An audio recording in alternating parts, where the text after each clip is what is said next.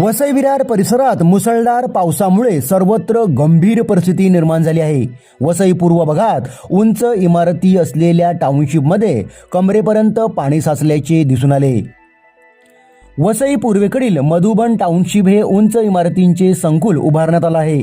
शनिवारी जोरदार पावसाच्या पाण्यामुळे इमारतीखाली सखल भागात कमरेपर्यंत पाणी साचल्यामुळे येथील जनजीवन विस्कळीत झालं।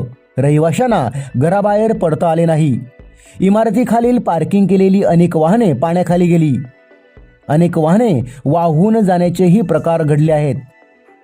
आपण पाहू शकता मधुबन टाउनशिप भोवती पाण्याचा वेढा असून कमरेपर्यंत साचलेल्या पाण्यात काही तरुण चारचाकी वाहने ढकलत आहेत, तर काही प्रवासी ट्रॅक्टरच्या साहाय्याने प्रवास करीत आहेत।